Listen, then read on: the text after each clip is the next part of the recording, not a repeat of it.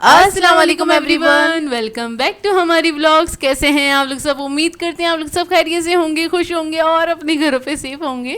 तो यह है जी सहरी का टाइम, और सहरी के टाइम अम्मी गरम कर रही थी, अम्मी नहीं बल्कि मैं गरम कर रही थी। चने की दाल लौकी बनाई हुई थी अम्मी ने, और उसके साथ बने हुए थे राइस, ज़ीरा राइस बनाए हुए थे अम्मी ने।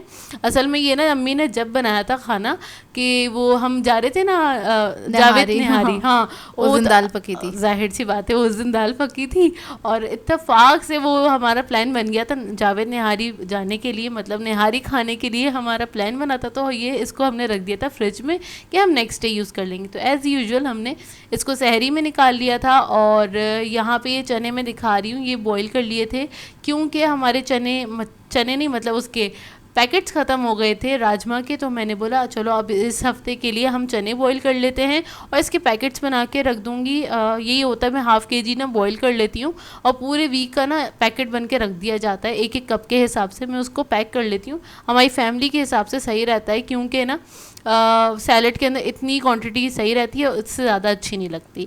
अच्छा, ये जो इसके अंदर मैंने स्टिक्स निकाली हैं मैं बता देती हूँ। ये लहसुन की जो स्टिक्स होती हैं ना, मतलब लहसुन की जो पोती होती है उसकी स्टिक्स होती हैं, उसको वॉश करके डाल देते हैं तो उससे जल्दी से चने गल जाते हैं। चने हो या दाल हो, कोई सी भी, अगर गोश्त हो, हाँ अगर नहीं गल रही, कभी कभार ढीठ वाले भी होते हैं ना, नहीं गलते, तो ना उसमें ये स्टिक्स डाल दिया करें तो उससे बहुत अच्छा गल जाते हैं और जल्दी गल जाते हैं। अच्छा खैर, अम्मी बना रही थी पराठे, क्योंकि हमने तो खाने थे राइस, अपिया मैंने, अम्मी ने राइस खाने थे क्योंकि ये रखे हुए थे इतने सारे थे, अम्मी ने बनाए हुए थे शाम में ना ज़ीरा राइस बनाए हुए थे। और अब भाई का ये था कि भाई उनको तो पराठा ही खाना था और अम्मी के हाथ का पराठा खाना था। तो खैर अम्मी ने बोला चलो मैं 2-3 पराठे बना लूँगी और फिर राइस हो जाएंगी, ये दाल हो जाएगी और उसके बाद हमारी सहरी हो जाएगी।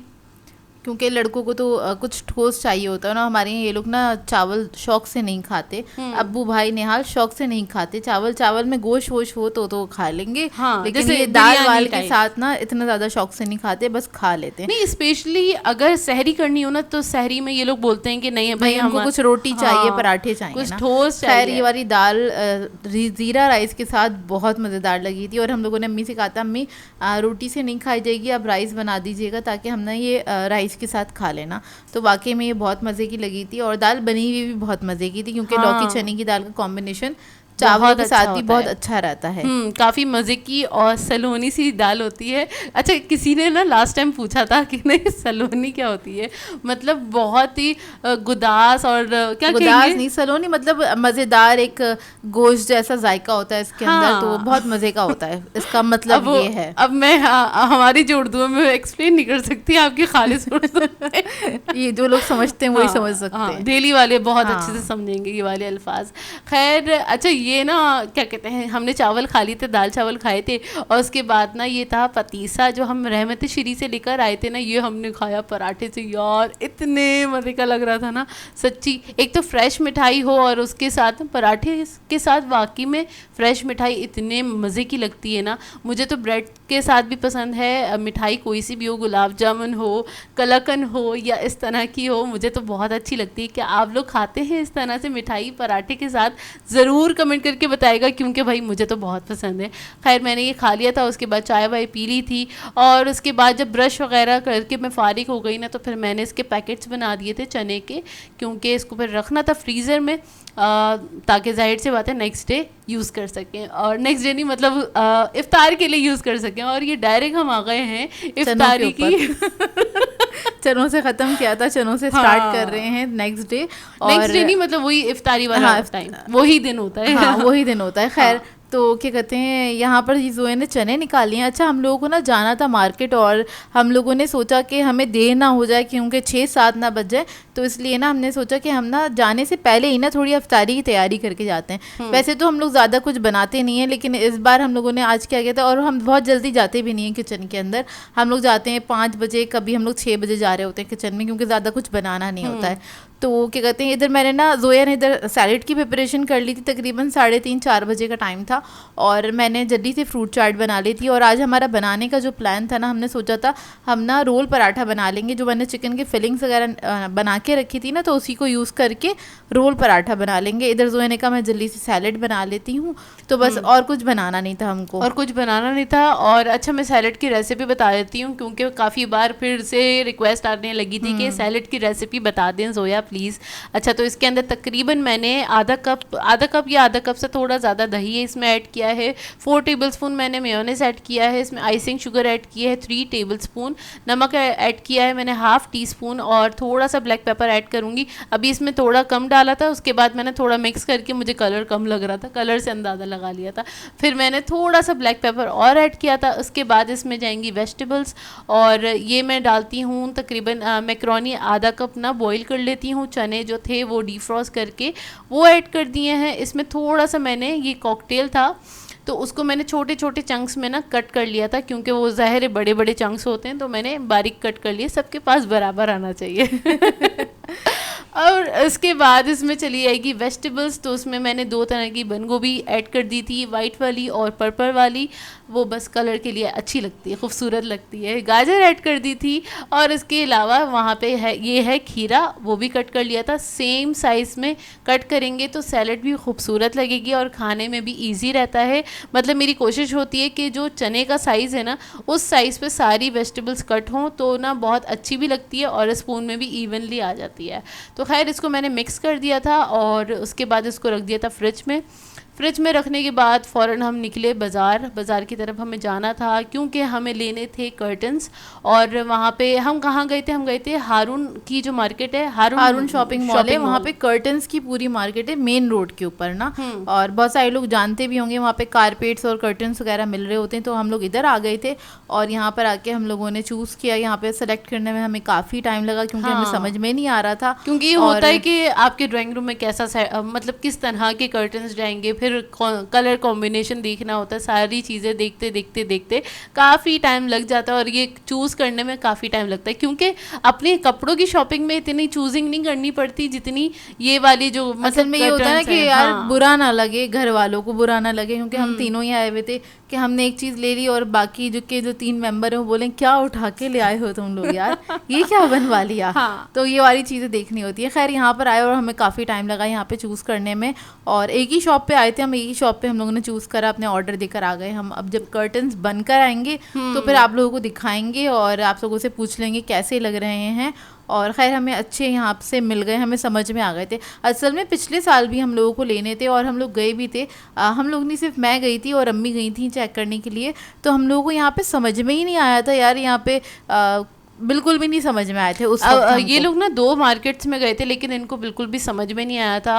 और इसके अलावा ना कभी होता है क्वालिटी बहुत हाई दिखा रहे होते हैं, कभी बड़ी मीडियम दिखा रहे होते हैं, कभी बहुत लाइट दिखा रहे होते हैं, तो ना उसमें ना ये लोग कंफ्यूज हो गए थे, तो इन्होंने प्लान ही कैंसिल कर दिया था पिछले साल। आखिर के दिनों में गए थे, इस वजह से ना बिल्कुल आखिर के दिन थे, तो वहाँ पे तो आप कुछ ऑर्डर भी नहीं दे सकते थे और रेडीमेड में हमें कुछ समझ में ही नहीं आ रहा था। तो इस बार यही सोचा था कि ना थोड़ा शुरू के दिनों में जाएंगे, ताकि अगर हमें ऑर्डर देना है ना कर्टन्स का, तो फिर वो जल्दी से हमारा ऑर्डर बन के भी आ जाएगा। एटलीस्ट 10 से 15 दिन के अंदर तो बन के आ ही जाएंगे ना, तो इसलिए हम चले गए थे देने के लिए। खैर अल्लाह का शुक्र है, ऑर्डर दे दिया था। जो हमें कलर पसंद आया उसका भी हमने देख लिया था, डिसाइड कर लिया था। अब जब बनकर आएंगे इंशाल्लाह आपके साथ शेयर करेंगे किस तरह के हमने कर्टन्स बनवाए हैं।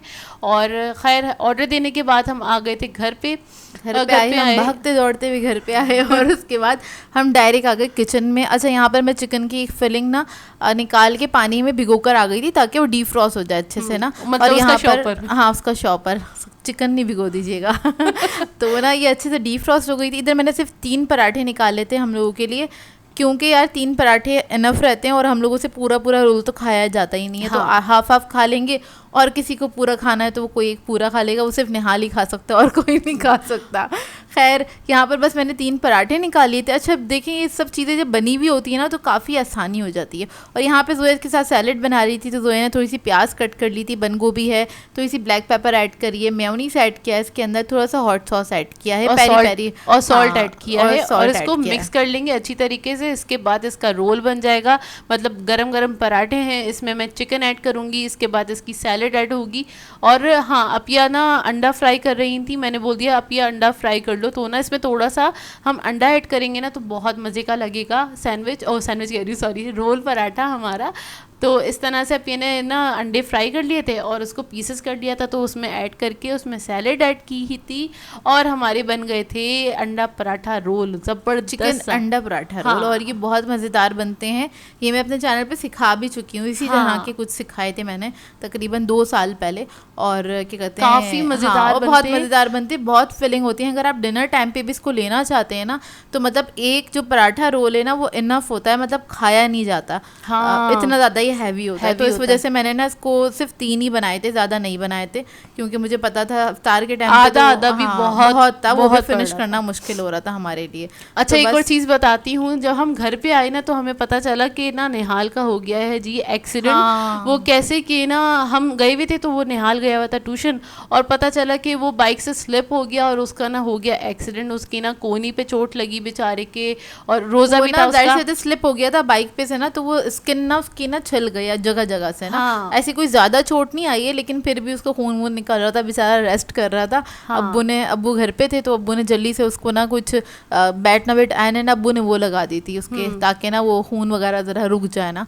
अब्बू वैसे भी बहुत घबरा जाते हैं, और हम लोगों का खून देख के तो बहुत घबरा जाते हैं, हमसे ज़्यादा वो घबरा जाते हैं, हमें उनको संभालना पड़ता है। हाँ खैर इफ्तार हो गई थी। अच्छा ये जो समोसे हैं ना, ये कल वाले ही समोसे हैं, हमने इसको फ्रिज में रख दिया था, जो कि बच जाते हैं तो हम फ्रिज में रख देते हैं। इसको हमने एयर फ्राई में गरम कर लिया था, और खैर हमारी और आज भी ये दोबारा बच गए। हाँ हम आज भी नहीं खाए गए। अच्छा खैर निहाल को हम इधर ले आए थे क्लिनिक पे, घर के पास ही क्लिनिक है, तो उसको लेके जाना पड़ा हमें कि फ़ौरन से ना हम इसके इंजेक्शन लगवा लें टेटनस का, और उसको जो भी सफाई वगैरह करवानी है, क्योंकि जाहिर उसकी ब्लड निकल रहा था। हमें ये तो शायद बैंडेज वगैरह बनेगी, लेकिन नहीं, उन्होंने सिर्फ ना आई थिंक इससे पायोडीन से साफ किया था और इंजेक्शन वगैरह लगवा दिया उसके ना। खैर क्योंकि रोड की वो चोट होती है ना, तो फिर वो सेफ नहीं होता है, वो लगवाना ज़रूरी होता है।